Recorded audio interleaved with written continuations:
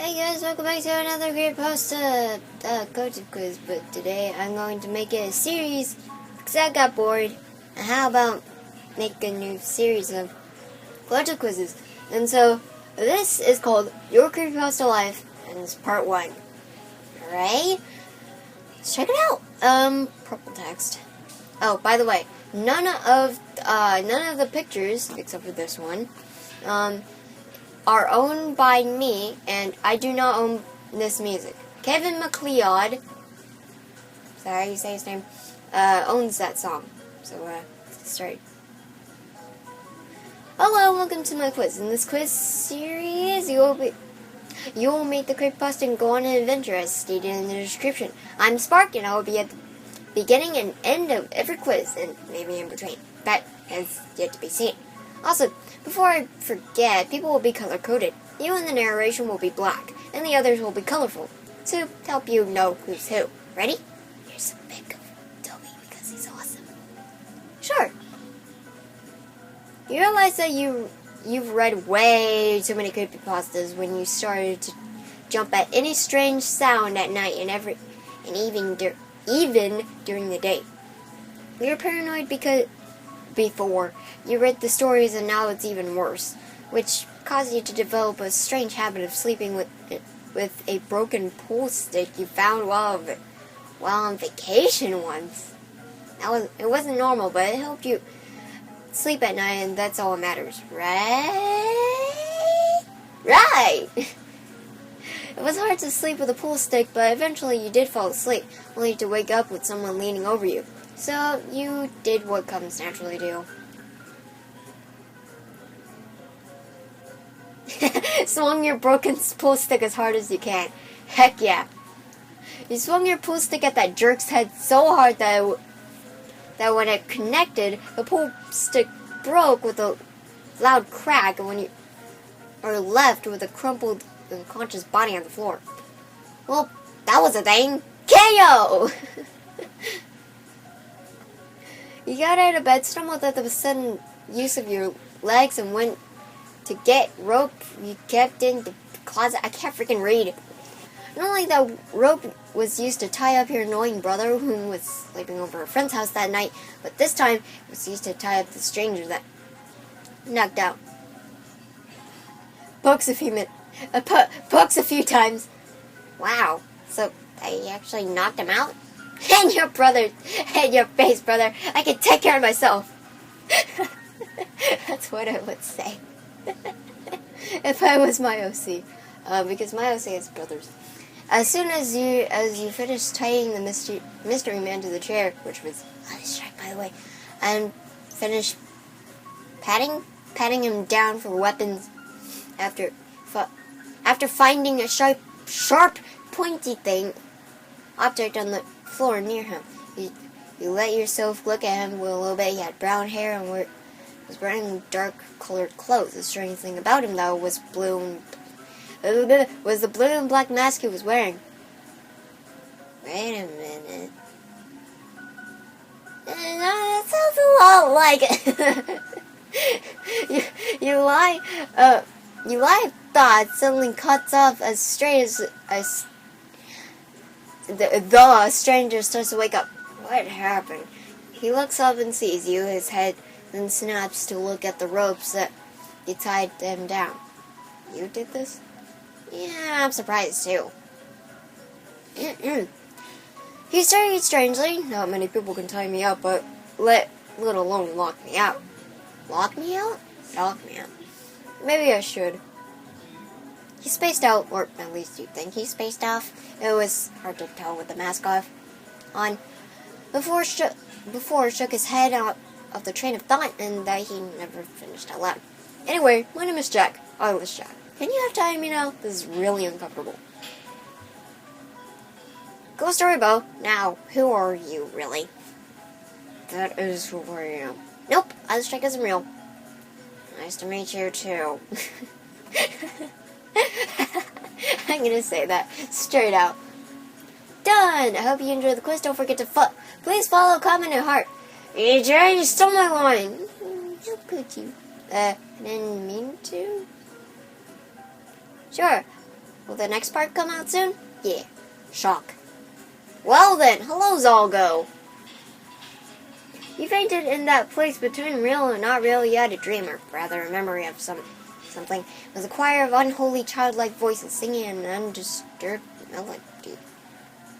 Blech.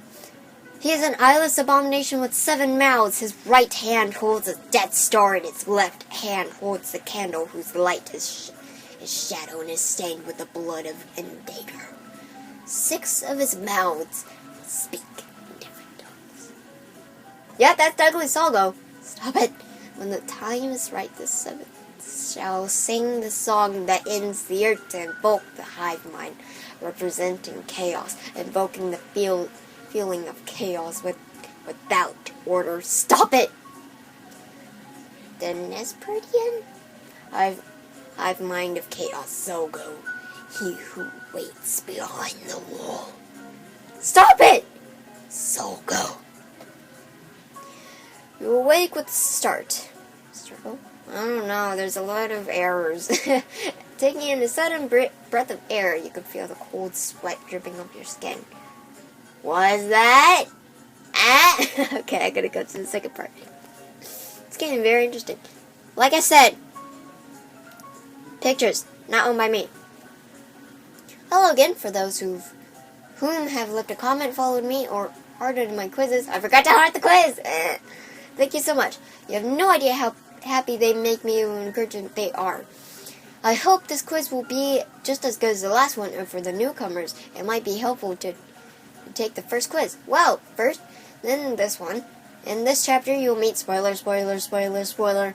and have to blank to save blank, or will you? Okay, how many people thought I was actually going to tell them what happened?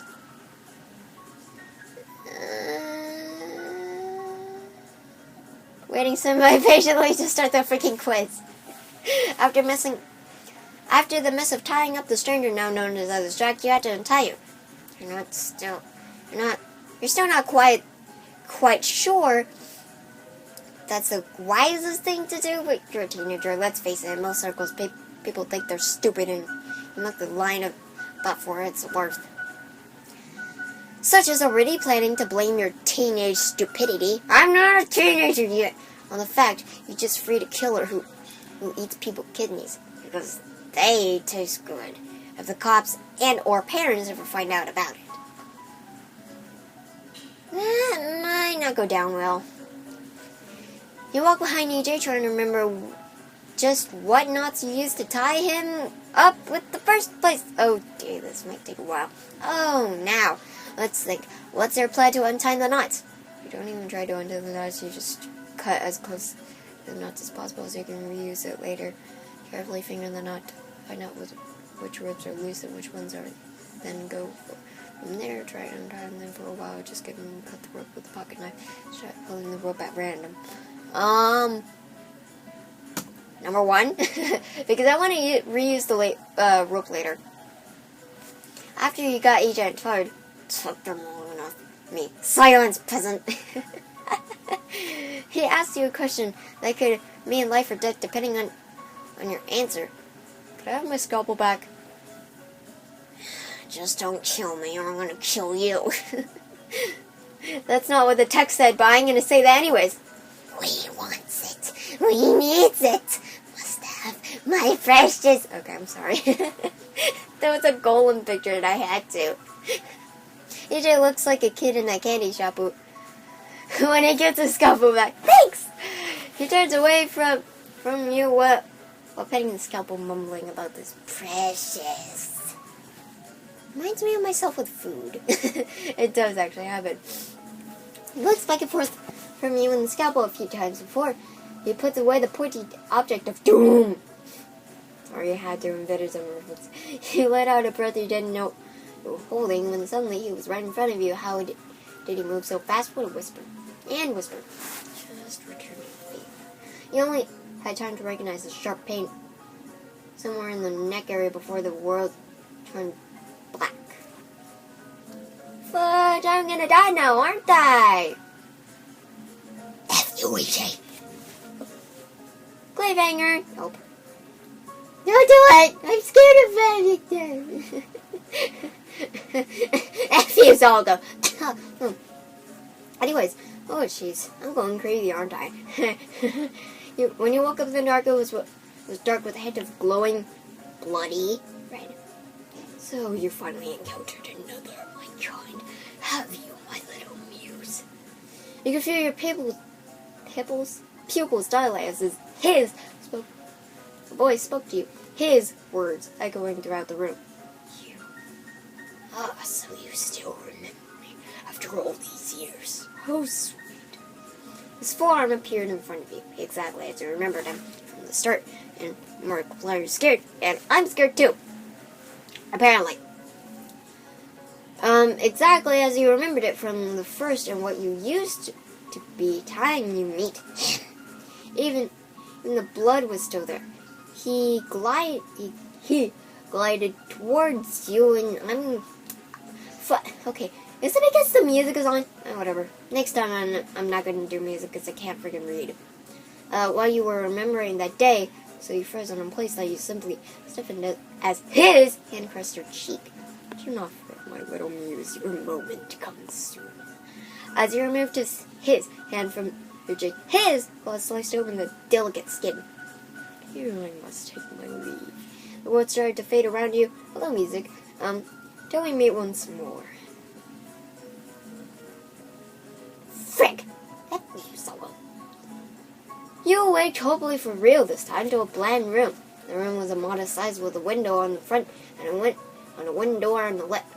There was no furniture besides the bed you were laying in, and a nightstand with a pretty lamp about arm's length away. At the moment, though, you were wondering about the strangest heck dream you had, and where in the world you ended up at. Well, at least I'm alive. That's a good thing, right? Trigger or treat. There's Jeff the Killer picture, so I'm gonna guess the next character is Jeff. The door is slammed open and then closed just fast. The figure breathed out a sigh of relief. You shifted slightly, and suddenly you were pinned to the wall with a neck at your throat.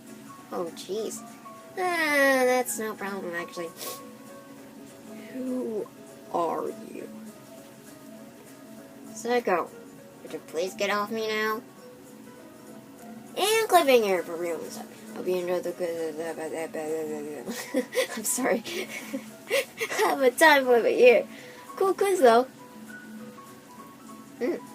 Calming down and meeting Jane. Calming down, Jane. You always knew this day would come. You didn't expect to happen with someone you didn't know holding you at knife point. You feel your cheeks getting warmer as you struggle to get out of his grip. This was getting really awkward, really fast.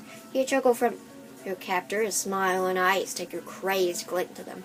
I love it when they struggle. Your mind went blank, your sense of touch numb. You had to get away from it. You had to get away from him right now. So, what did you do? Why you kicked him? Where the sun don't shine on the boy did he sing? Well, he was trying to not sound like he was on helium. He opened the door and ran. While running, you looked behind you to make sure he wasn't following. You ran right into someone at full speed. It hurt. Go on. Note to self. Look where you're going. The person you ran into took hold of your shoulders and held you up before asking a very predictable question. Why did you run into me? To which you replied, I was running away from a dude that sounded like he wanted to rape me. Makes sense. Well, I better take you to Sunman. He'll keep you safe. You gave the girl with the mask on a smile. Also, first of all, I forgot that Jane had a mask on. Sorry about that. I forgot to read her story. Thank you. I'm Psycho, by the way. She nods. I'm Jane the Everlasting. Nice to meet you. Everlasting, huh? Interesting name. So, that's it for CreepyPasta Part 1 and Part 3. They're surely very long. So I'll say I the next minute of the Traverse with you. It's been 14 to 15 minutes already.